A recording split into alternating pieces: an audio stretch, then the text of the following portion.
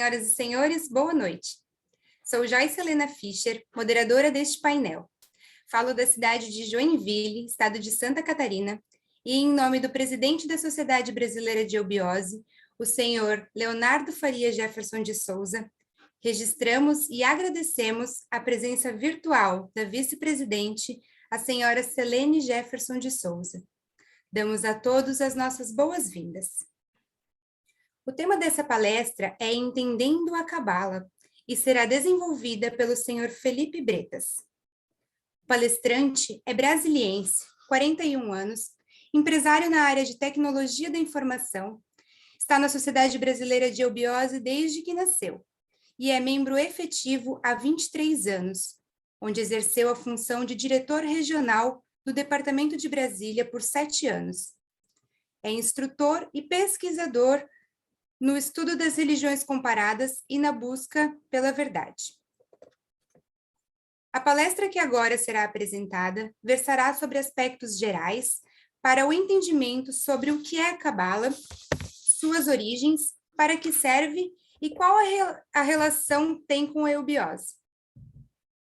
Neste momento, anunciamos a palavra do senhor Felipe Bretas, que terá 40 minutos para desenvolver seu tema. Uma grande satisfação, uma grande honra ter sido convidado aqui para falar sobre esse tema. É um tema que muitas vezes pode ser considerado um tabu, né? Enfim, pela relação, né, da Cabala em si, né, com o judaísmo e essa coisa toda, mas uma coisa que é muito interessante dentro da nossa escola eubiótica é esse estudo comparado das religiões, tá? Onde a gente consegue realmente estudar com alguma profundidade várias outras doutrinas também, em busca dessa verdade, né? Então, eu vou compartilhar minha tela.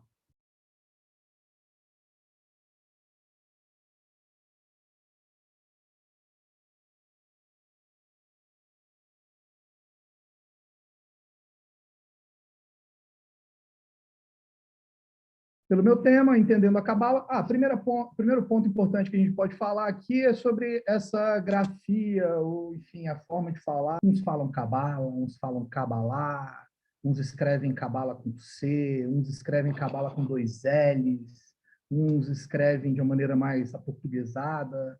Enfim, qual está certa, qual está errada, né? A grande verdade é que nenhuma está errada. Todas as formas que você escrever e que você colocar e que você falar, elas vão estar certas, né? No fundo, a gente vai entender que esse conhecimento universal ele vai estar, de certa forma, em várias doutrinas. E esse conhecimento a gente vai ver que ele afunila para uma origem única, enfim, está espalhado aí pelo mundo, e a gente vai entender um pouquinho mais sobre esses processos, né?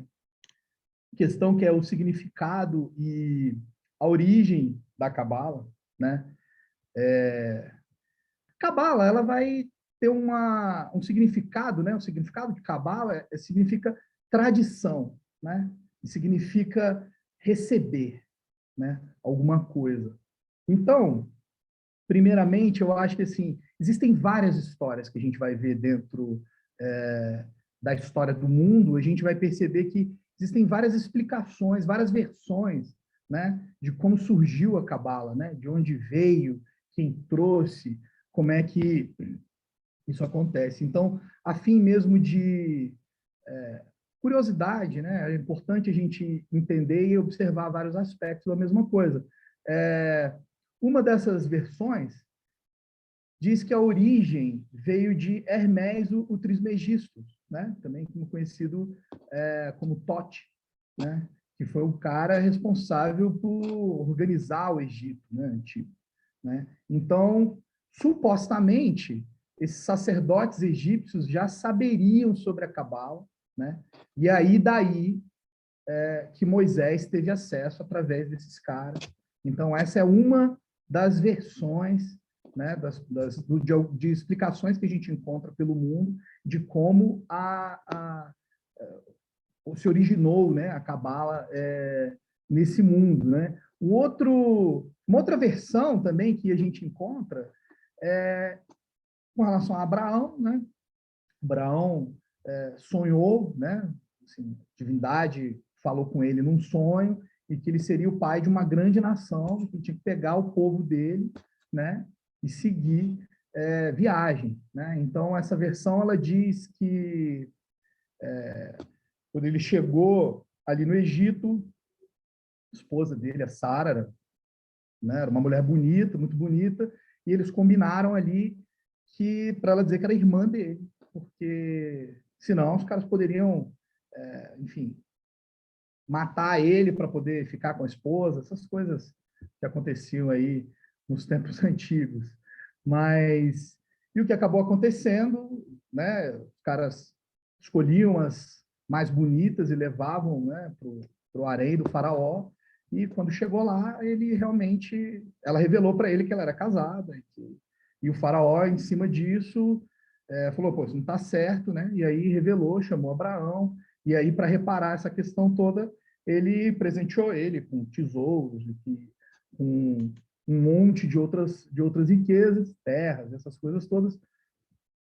E a partir daí, ele teria passado esse conhecimento para Abraão, ou vice-versa, né? Tudo isso por causa da sua esposa Sara. Essa é uma das versões, né? Essa é uma das histórias, né? Estou dizendo aqui que foi isso que aconteceu, né?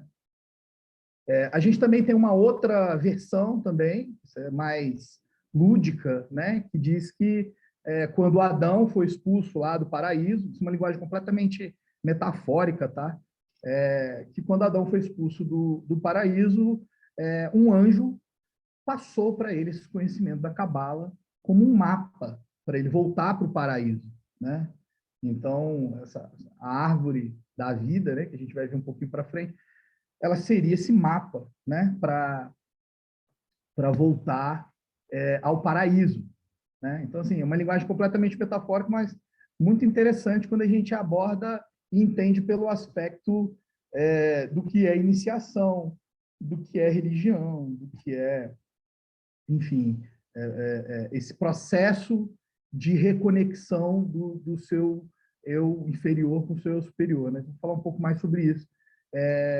Bom, a versão que a gente fica, vou colocar aqui, ela também é encontrada aí no livro Os Mistérios do Sexo, né, do professor Henrique José de Souza. E, enfim, ela consta que Moisés, quando subiu lá no Monte Sinai para pegar as tábuas da lei, ele, enfim, recebeu de um anjo, né, todo esse conhecimento da Cabala, e quando ele desceu, ele passou para os seus irmãos, que daí passaram para os sábios judeus, e daí isso aí foi se disseminando, né? E a gente vê que tem uma ligação muito interessante dessa questão do Egito com os judeus, né? Em cima disso. Bom, um ponto que é importante, né? É a gente entender assim, para que eu vou entender a Cabala? Para que eu tenho que saber sobre isso? Né? O que isso tem a ver comigo? Então, entender a Cabala é essa busca pela origem do próprio universo, né? É entender essa realidade além da física, né? Porque aí é que é um ponto que eu acho muito interessante quando a gente fala, né? Eu gosto muito de uma frase que tem em um dos livros do professor Henrique José de Souza, que fala o seguinte, assim, esse é um dos meus lemas, inclusive, para explicar o que é eubiose.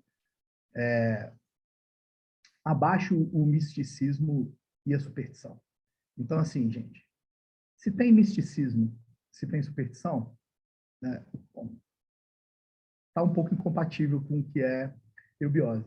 Então, o propósito mater, assim, eu diria, é entender as coisas por trás das coisas, e as coisas como elas são, e de uma maneira mais prática, eu diria.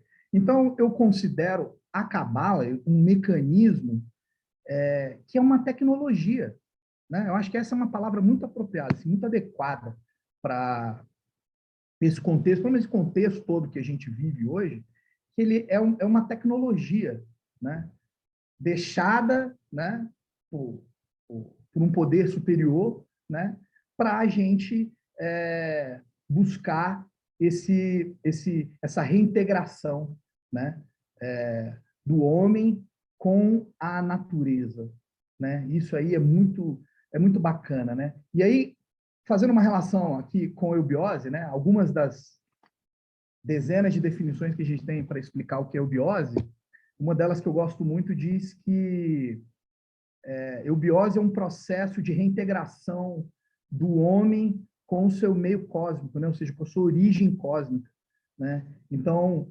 isso, cara, faz muito sentido para mim quando a gente vai falar e fazer essa correlação com a Cabala, né? Porque como a gente viu lá em uma das versões da origem da Cabala, né? Assim, se diz que isso seria um mapa para ajudar, né? No caso lá o Adão, mas enfim, na seguinte questão da metáfora, ou seja, ajudar o ser, né? Ajudar a gente como homem a reintegrar com esse nosso eu superior, com essa nossa divindade, né?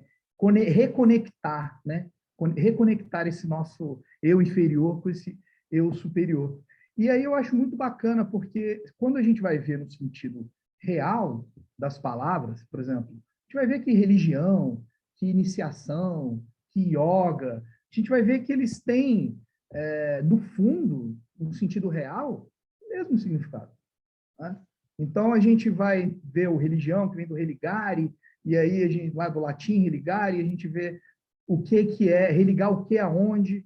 Né? Então, a gente tem a questão, quando a gente fala de uma escola iniciática, a gente fala de iniciação, na verdade é para sair desse significado comum que a gente tem em termos, quando a gente fala de religião, como uma coisa dogmática ou de fé cega, e, enfim, cheia dessas conotações que o mundo acaba dando para elas, fugindo do significado real, original. Né? Yoga, por exemplo, vem do sânscrito, iji, que significa lá, dentro daqueles, né, um parágrafo inteiro, uma palavra significa um parágrafo inteiro, mas, resumindo, o que significa yoga, do sânscrito, significa o processo de reconectar o seu eu inferior ao seu eu superior. Então, assim, afunilando isso, sempre a gente vai ter a mesma coisa. E esse é o grande aprendizado que eu acho com relação ao estudo da Cabala e o entendimento desse processo e dessa tecnologia que a gente está chamando e colocando dessa forma, né, para entender essa realidade além da física. Então, assim, uma imagem que eu acho que ilustra bem esse contexto, né, é essa, né, que a gente tem aqui um Sol, né, os planetas, né, circundando ali, satelizando ele, e sabendo que ele está em movimento também, né? O Sol ali ele não está estático. E essa representação, esse Sol, ele seria a representação da gente, né? A gente como ser e dentro todos esses aspectos da vida que a gente vai, enfim, seguindo a nossa jornada, né? Grande ponto aí é que essa figura representa para mim assim, que o homem é um ser atômico em um universo atômico, né? Ou seja, a gente é um grão de areia numa praia de areia, né? Então, a Cabala ela vai servir para a gente adquirir essa consciência, né, sobre o cosmos, né? Na verdade, assim, o um por todo e o todo por um, né? Então, ele vai fazer essa questão. Então, eu faço essa relação direta com a eubiose, né? Como eu falei aqui, sobre os significados de iniciação e religião, por exemplo, entender sobre esse aspecto. E eu gosto muito de explicar a eubiose dessa forma. Eu parto para os lemas da eubiose, né? Então, começa pelo brasão da eubiose, né? Esse é a spes messis in semine, né?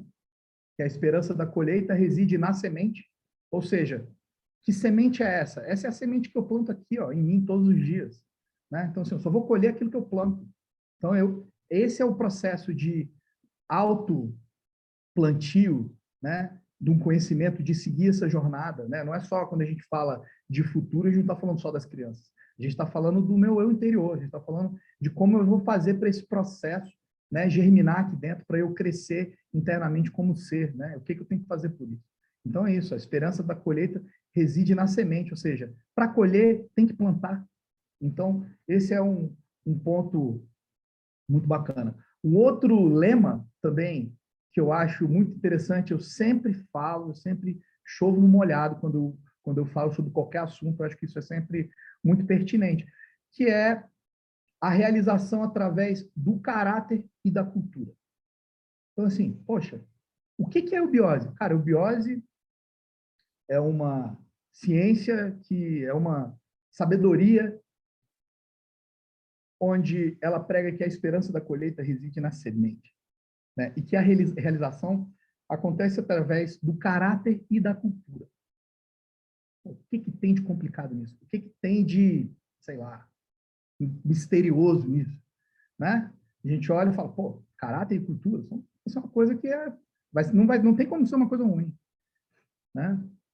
Então, tem alguns outros lemas também que eu gosto de colocar. Alguns deles não estão em estandartes, como esses dois que eu acabei de falar, mas reconstruir é o brado que nos compete. Esse é fantástico, porque é reconstruir desde a questão do caráter humano, né? A gente percebe, principalmente nos dias atuais, a gente vê uma degradação desses valores humanos, né? Uma falta de humanidade que, enfim, impacta muito negativamente no mundo, né? Então, assim, então, assim, o respeito e todo esse ponto que, enfim, é premissa básica, né, gente? É premissa básica, não dá para ser de outra forma. E uma que significa muito para mim, que é levar luz a tudo aquilo que o povo desconhece, ou seja, você tem um compromisso e uma responsabilidade imensa com a informação, né? E com o conhecimento. Você é muito responsável sobre isso e fecha com chave de ouro, que é abaixo o misticismo e a superstição. Então, sempre que você for estudar ou conversar com alguém e perceber qualquer coisa dentro do colégio iniciático de uma maneira geral, você presta atenção nesses lemas e vê assim, cara, isso aí é uma coisa que vale a pena plantar, uma semente que vale a pena plantar? Não. Isso aí está promovendo a realização através do caráter e da cultura? Isso traz luz a algo desconhecido? Isso reconstrói? Tem misticismo e superstição embarcado nisso? Então, isso aí não é eubiose.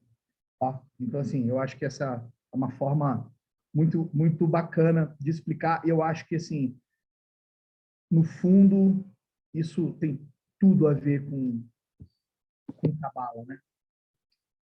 Bom, por onde a gente começa nessa história? Quando a gente fala que entender que a luz, essa luz, né, que é a origem de seres atômicos no universo também é atômico, né? Isso é muito bacana porque, assim, a gente entende o início de tudo, né? Vamos chamar aí de Big Bang, né? Que a gente ouve aí pela ciência e tudo, mas do imanifestado houve essa explosão cósmica, né? Houve essa explosão cósmica e daí se manifesta a primeira energia, vamos dizer assim. Passa a fluir desse vértice entre o imanifestado e o manifestado, passa a fluir essa energia, né? Que a gente chama de substância, né? Substância primordial. Essa substância, primeiro, ela vai se depurando ali em dois aspectos, né? Que a gente chama de Purusha e Prakriti.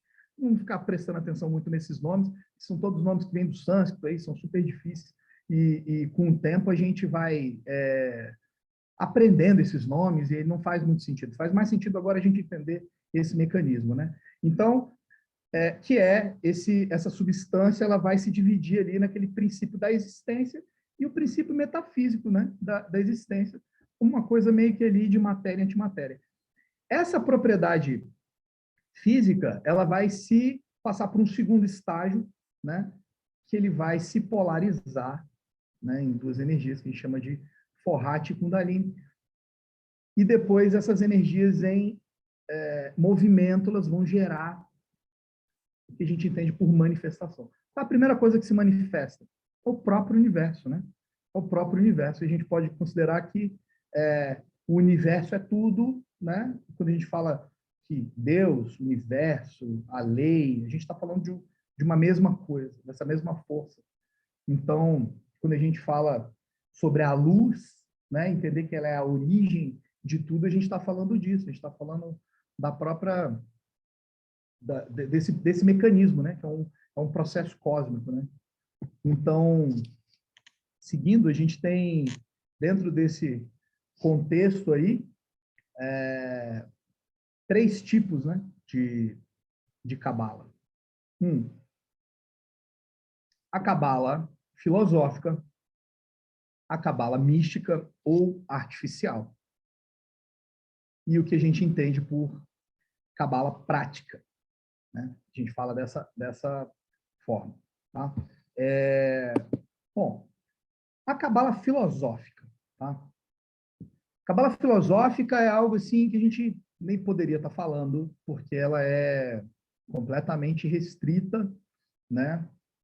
Tem os níveis de restrição com relação ao povo de origem judaica, né? Nascido de ventre judaico, judeu, né?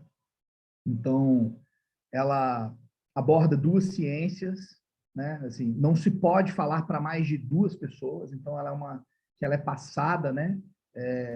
Num elo de confiança, né? De indivíduo para indivíduo, né? Enfim, ela possui 10 princípios que são muito parecidos com os princípios herméticos, né? Com 7 princípios herméticos, e eles até esses 10 princípios meio que se repetem, na minha opinião, um pouco. Bom, eu não vou falar aqui sobre esses 10 princípios, eu sugiro que vocês peguem o livro Os Mistérios do Sexo, eles estão lá. Esse é um livro que qualquer pessoa pode adquirir dentro de uma unidade da Sociedade Brasileira de Eubiose, tá, gente? É um livro fantástico, um livro, assim, é um dos meus livros de cabeceira, inclusive, assim, porque você lê ele 30 vezes e você não cansa de aprender uma coisa nova cada vez que você lê ele novamente, né? Então, sobre a cabala filosófica, eu tenho isso para dizer no momento. Que a gente entende sobre essa cabala mística, né? Ou artificial. Tá? Ela fala... Então, ela é uma cabala que ela busca essa autotransformação, né? Utilizando o que a gente chama de energia sutil, e ela é muito focada nos aspectos da numerologia, tá? Para poder, enfim, praticá-la, né? E usar ela de uma maneira efetiva. Então, quais são esses aspectos da numerologia que se usa dentro da cabala mística ou artificial, que se chama, né? Então, são esses três aspectos que a gente chama de gematria, notaricon ou temurá, né? São três distintos. Mais uma vez, pessoal, a questão da semântica, às vezes a gente vai ver em alguns lugares uma forma diferente de escrever, uma grafia um pouco diferente, e não tem nenhum problema, tá tudo bem, tá? A gente vai ver, às vezes, escrito sem o U, gematria, mas que no inglês o cara vai falar gematria, então acaba ficando dessa forma, tá? A gematria, tá? Consiste no quê? Em definir o valor numérico das letras, tá? Que é o valor, sim, você vai pegar as letras e cada letra vai ter um valor numérico das palavras, né? Então, enquanto o Notaricon, ele toma cada letra como uma palavra, ou seja, você vai transformar cada letra numa palavra, ou seja, ele vai ter uma inteira dicção, né, e ressignificação através de siglas. tá? Então, você vai fazer esse trabalho. Enquanto a Temurá consiste já em fazer uma mudança e dar um novo sentido para qualquer palavra, né? Então, você vê que elas são bem interessantes, elas se autocompletam ali, nesse sentido de você ir quebrando ali, pegando as palavras, e quebrando elas, sendo para entender o valor numérico de cada letra, a gente construir novas palavras com isso. Então, por exemplo, você tem o seu nome, e aí, cara, você usa, em algumas questões, você usa a sigla do seu nome, né? Então, e aí você, enfim, vai trabalhar em cima disso, tá? Enquanto a Temurá, você vai, dentro desses outros dois princípios, você vai trocar, né, o sentido da palavra baseado nessa questão numerológica. Então, assim, é muito interessante essa questão, tá? E, enfim, partindo para a cabala prática, né? Que é considerado um aspecto mais externo, né, da cabala. Por quê? É uma cabala que utiliza elementos, né? A gente gosta de chamar assim, é uma cabala que usa elementos, né? Ou seja, ela se utiliza de alfabetos sagrados, né? Assim, alquimia, círculos mágicos, enfim, tem toda uma liturgia própria, né? Dentro desse aspecto. E, enfim, seguindo aqui, sobre essa questão, acho que é importante a gente colocar, tanto da cabala mística ou da cabala prática, nesse sentido que a gente está falando, vale relembrar, para quem já conhece ou para quem está vendo sobre esse tema pela primeira vez, que, bom, quando a gente fala que a cabala é uma tecnologia, e aí a gente vai remeter, ou obviamente entendendo esses processos todos aí que estão acontecendo, o que a gente entende por magia, né? Vou botar entre aspas aqui, quando você assiste, tem vários filmes, né, que a gente assiste aí durante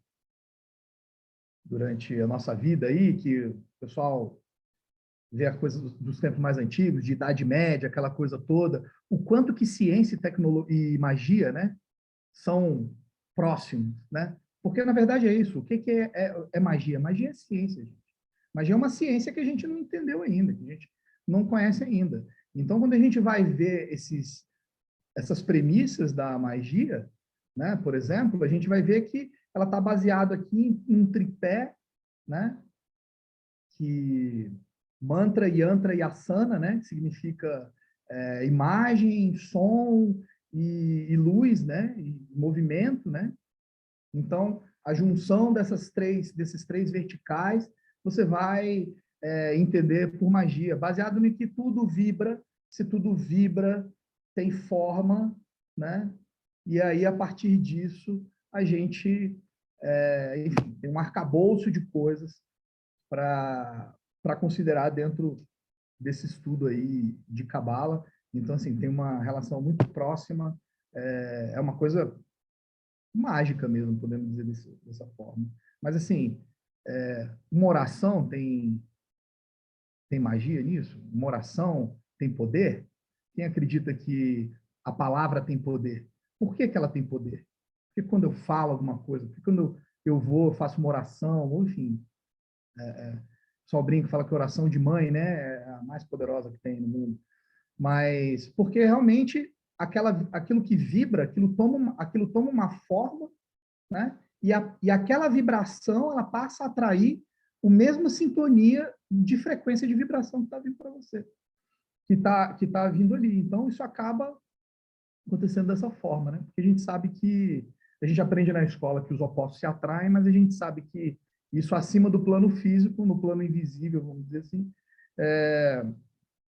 os semelhantes é que se atraem. Então, energia positiva atrai energia positiva, energia negativa vai atrair energia negativa. Então, esse o semelhante se atrai. Então, fica para a gente pensar aqui o que eu estou vibrando aqui, o que eu ando pensando, controlar meus pensamentos, né? Purificar nesse aspecto, o que eu estou pensando nisso, para que eu estou atraindo isso para mim. E óbvio que dentro desse estudo aí cabalístico você vai ter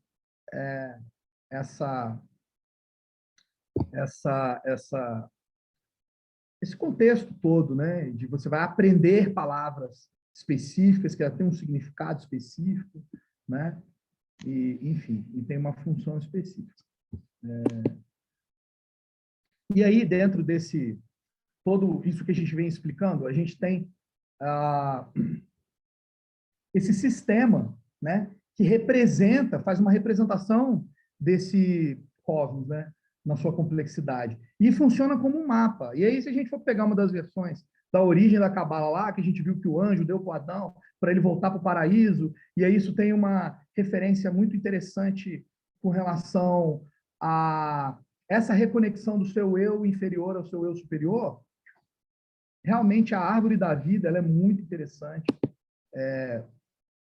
Dentro desse desenho, né, a gente tem ali um ternário superior, né, um triângulo ali que forma, né, com as três primeiras esferas. A gente forma um quadrado, né, no meio e um triângulo invertido no final, né? Dentro dessa estrutura que a gente tem da árvore da vida, o que acontece? Né? A coluna da esquerda é considerada assim, a coluna do rigor. A coluna da direita ela é a coluna da misericórdia, né? Do amor. E a parte do meio é o equilíbrio entre tudo. Né? Então, assim, esse topo da árvore, ela tem um significado, ela faz uma referência a uma tríade superior. Né? Então, assim, é como se fosse a tríade superior, é o mundo das causas, essa parte do meio do corpo da árvore, né? É o mundo da ideação, e esse triângulo invertido no final é o mundo dos efeitos. Né? Para quem está estudando eubiose, isso daí, você pode fazer uma relação direta com o primeiro, segundo e terceiro logos, ou o primeiro, segundo e terceiro trono, né? Ou logoi, que são a junção dos três, dentro desse contexto, né? Então, é como se fosse esse movimento que ele faz, você tem assim, você vem do espaço sem limites, né? Tem essa ruptura, você cria uma nova realidade do espaço com limites, né? Que aí tem tudo a ver com o que a gente estuda, né? No fim, você vai olhar um outro gráfico também, podia ter colocado aí, mas enfim, que é a questão da constituição setenária do ser, né? A constituição setenária do homem, a gente tem aquela figura do quadrado com o triângulo, né? Em cima, e um fio, né? Um fio de sutrátima ou fio de prata, conhecido em outras doutrinas, que faz essa ligação. Desse ponto, ele também tem uma relação direta com essa questão da árvore da vida, porque ele vai representar exatamente essa questão, assim, a gente pode dividir aqui, não sei se meu mouse vai aparecer aqui, acho que ele está aparecendo aqui, né? E a gente está fazendo mais ou menos aqui, do que a gente já entendeu em várias outras religiões, a gente vai ver que é a mesma coisa, né? De, assim, corpo, alma e espírito, né? A gente vai ter essa junção. Então, a gente está vendo que, assim, cara, eu já vi sobre isso, eu só estou destrinchando mais sobre esse conhecimento e vendo que ele é mais profundo daquilo que eu tinha aprendido lá atrás.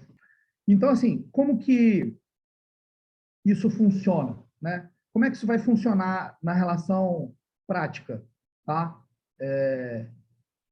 Essa relação de micro e macrocosmos que a gente fala, igual a gente estava colocando aqui na outra figura da árvore sefirotal, a árvore da vida, que ela vai, dentro desses processos que você vai aprender, buscar a transformação da mente, da alma e do espírito. Na verdade, prover esse processo né, de religião, de iniciação, né, esse processo de readaptação ao seu eu superior, reconexão, né, você tem várias formas de você fazer isso. Então, assim, o ser tem vários aspectos que vão estar analisados ali. O seu aspecto físico, o seu aspecto vital, o seu aspecto emocional, o seu aspecto mental. Então, assim, como que eu posso fazer para fortalecer cada um desses aspectos, né? E quanto mais fortes eles forem, mais próximos esses veículos vão estar um do outro, e, enfim, e mais eu sutilizo o meu aspecto espiritual e vou seguindo nessa minha jornada espiritual e essa jornada de evolução, né, independente do caminho que você escolheu seguir, tá?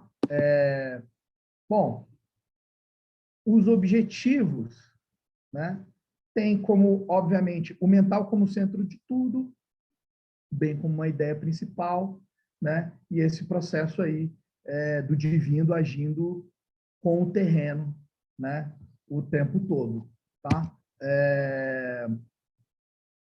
A gente conclui, obviamente, pessoal, a ideia aqui hoje era a gente dar um entendimento, né? Assim, 40 minutos não vai, as pessoas estão estudando aí 10, 20 anos.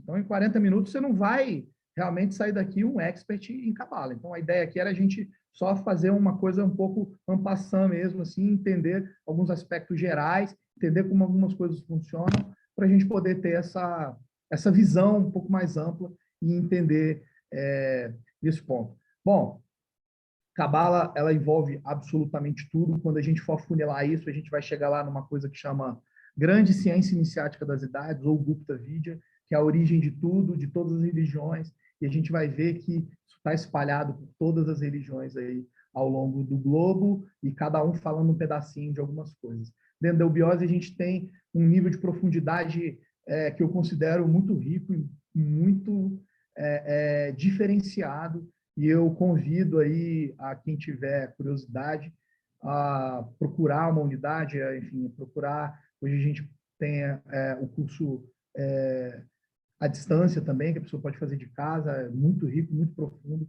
Eu realmente recomendo que você tem interesse sobre esse tipo de assunto, quer se aprofundar mais, cara, segue por esse caminho que vai ser muito sucesso, tá? Então, enfim, experimentar essas poderosas meditações sem compromisso ético é o mesmo que tentar voar sem asas. Ou seja, mais uma vez a gente vai entrar no ponto de que o conhecimento ele vem, como eu costumo dizer, o tio Ben, né, o tio do Homem-Aranha, ele fala que grandes poderes vêm com grandes responsabilidades, e ele está certíssimo. Então, nosso maior compromisso dentro de um colégio iniciático é realmente esse zelo com relação ao conhecimento, né? Então, a gente tem que ter muito cuidado, né, para não deturpar, para não levar isso de uma maneira ruim, tá? Tá bom? Eu queria agradecer mais uma vez o convite, agradecer minha moderadora maravilhosa, Joyce, né, aí por toda a paciência e até uma próxima. Acho que a gente tem perguntas, né? A primeira pergunta, Felipe, a Cabala e o tarô se conectam? Eles têm uma conexão direta, com certeza, né? Principalmente porque, assim, podemos atribuir o pai do tarô a Hermés, o Trismegisto, né? Ele tem uma das versões de origem da Cabala, né? Está atribuída a ele próprio, né? E, de fato, assim, as pessoas acham que o tarô, isso é um ponto até legal de desmistificar, né? Muito boa essa pergunta, porque as pessoas entendem o tarô como uma questão de adivinhação, né? E não é, né? Isso é que é muito legal.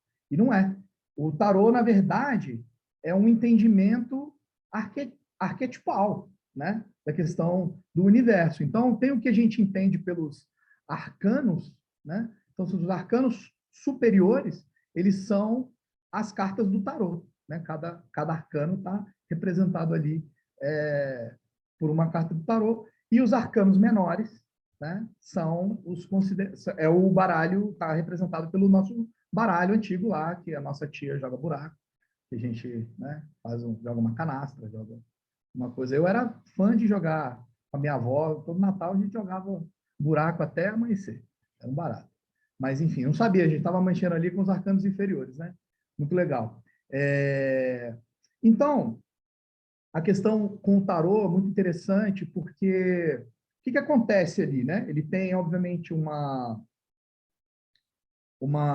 chamar de um protocolo, né? Mas assim, uma ritualística ali para você poder jogar essas cartas, e a pessoa, para poder fazer essa questão do tarô, ela não precisa ser clarividente, ela não precisa, não é isso, mas ela precisa entender muito bem sobre os arcanos e entender como funciona esse arquétipo. E aí, dentro desse arquétipo, ela vai com a outra pessoa, né? Você vai pegar nas cartas ali, ou seja, tem a questão de energia que ela está sendo aplicada ali, e aí, dentro dessa interferência, a pessoa ela vai, dentro daquilo, vai jogar nas posições específicas dentro de um arquétipo e que vai estar seguindo também um modelo que está relacionado com a árvore da vida, né? Dentro daquilo que a gente colocou, e aí cada figura daquela, ela tem um propósito, ela tem um significado e ela tem uma essência e uma razão de ser. Então, cada posição ela tem um significado. Então, a pessoa que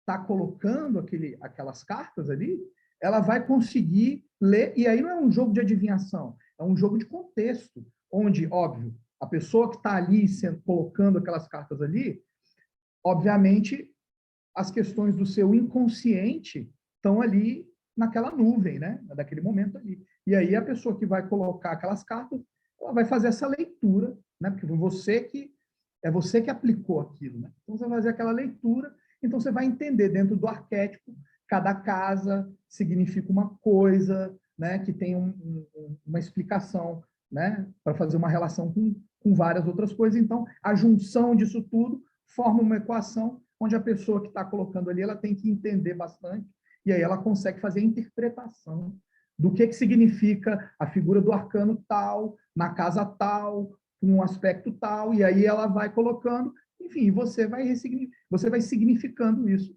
dentro do seu contexto. A segunda pergunta é relacionada à árvore da vida. Como compreender a tríade Keter, Chokmah e Binah? Keter, Chokmah e Binah. Essas são as três primeiras, né, da árvore sefirotal, né? São aquelas três. Então, elas representam vamos poder colocar assim, quando a gente fala de Santíssima Trindade, de tríade superior, né? A gente está falando disso, né? Então, dentro do nosso contexto, né, do nosso propósito, dentro de um colégio iniciático, que é cumprir essa jornada, né, esse processo de se readaptar ao meu meio cósmico, ou reconectar o meu eu inferior ao meu eu superior, né?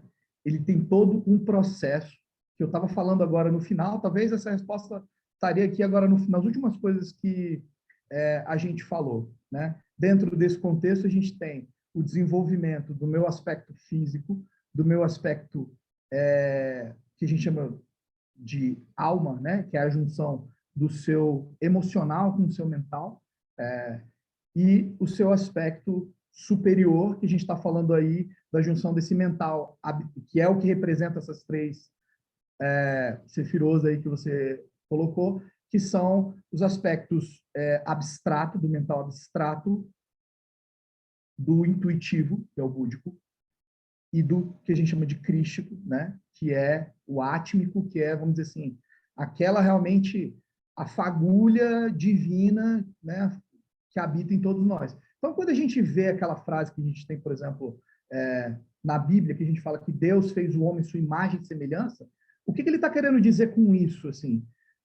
Não é a forma, vamos dizer assim, humanoide, braço, perna, cabeça, não é nisso, nesse aspecto cósmico mesmo, né? É um microcosmo, né? Um macro e um microcosmo que a gente estava falando, dentro desse aspecto que a gente repete no sentido micro, igual a gente estava falando ali de um grão de areia dentro de uma praia cheia de areia. Então, a gente repete essa questão e a gente tem dentro da gente sintetizado esses aspectos, né? E aí o nosso papel aqui é trilhar essa jornada, né? Através do processo iniciático. E aí vamos lembrar que é o seguinte, o processo iniciático, gente, ele vai acontecer quer você queira ou quer você não queira, tá? Então, assim, tem muita gente que fala assim, eubiose é a religião.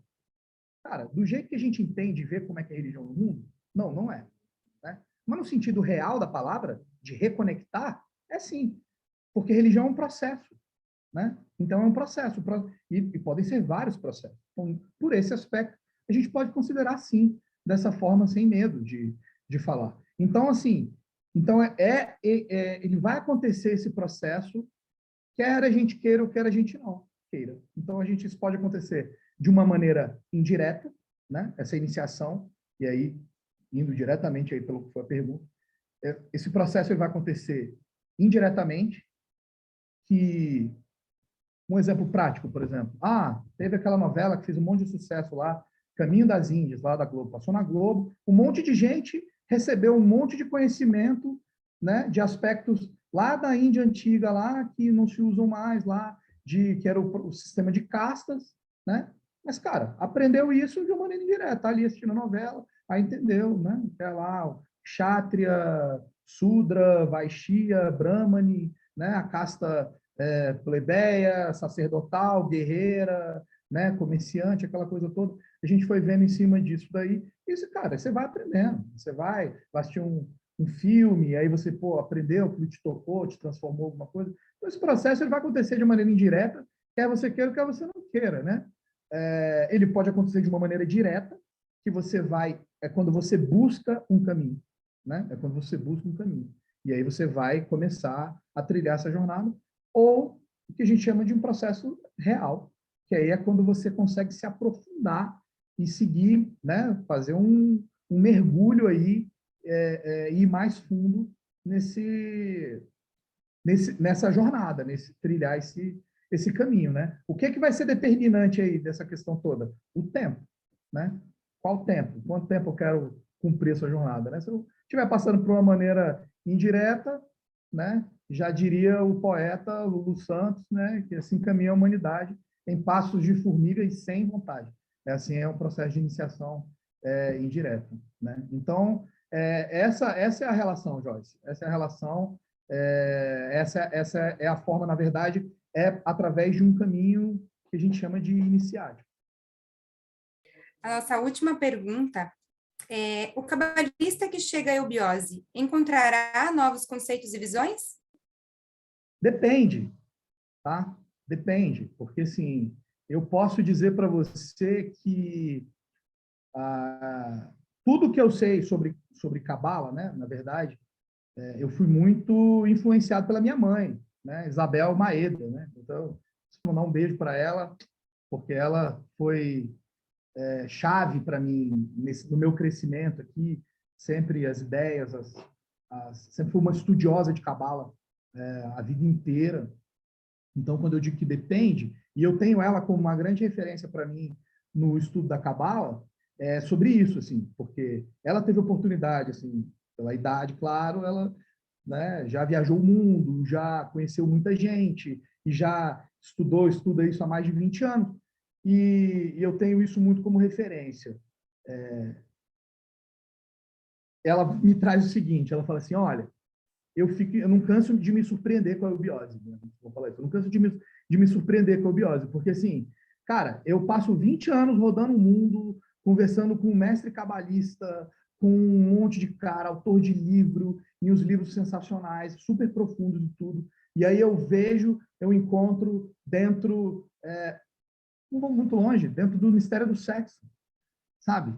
Que é um livro, assim, público, para qualquer pessoa poder comprar e ler, né? Em, sei lá, 2, 3 páginas. Cara, o nível de profundidade em cima da cabala ali é uma coisa, assim, muito diferente já, né? Porque, assim, eu posso dizer que a grande referência que se traz dentro da referência com a árvore da vida e o próprio corpo humano, né, dos 3 aspectos superiores ali, na parte da cabeça, o corpo da árvore aqui como o nosso corpo, e a parte do final ali, fazendo o link ali com o nosso chakra raiz, por exemplo. Isso aí está lá, né? O professor Henrique desenhou isso lá, colocar. Isso daí é um pulo do gato. Isso daí, cara, você vai ficar 10 anos estudando cabala por aí e você não vai ter acesso a isso. Você não vai ver essa conclusão, dessa referência, dessas coisas, né? Porque o óbvio só é óbvio para quem sabe, né? Então eu me atrevo a dizer assim que a pessoa que é cabalista, que gosta de estudar a cabala, dentro da eubiose ela vai ter assim uma surpresa fantástica. Ela vai ter uma surpresa maravilhosa, porque tem conteúdos muito profundos sobre isso. Tem muitos livros onde, enfim, não sei nem se eu citei um já, que é o Mistério do Sexo, lê esse, começa por esse. Depois que você vir atrás, me procura, Departamento de Brasília, aqui da Eubiose, e a gente troca uma ideia sobre onde você pode encontrar mais conteúdo com relação a isso. Agradecemos ao senhor Felipe Bretas pela sua apresentação e informamos a todos que o e-mail do Congresso, coe@eubiose.com.br, estará à disposição daqueles que desejarem fazer contato conosco. Agradecemos a atenção e convidamos para a próxima atividade deste congresso. Trata-se do tema Eubiose, Futuro no Presente, que acontecerá amanhã, 16 de outubro, a partir das 14 horas.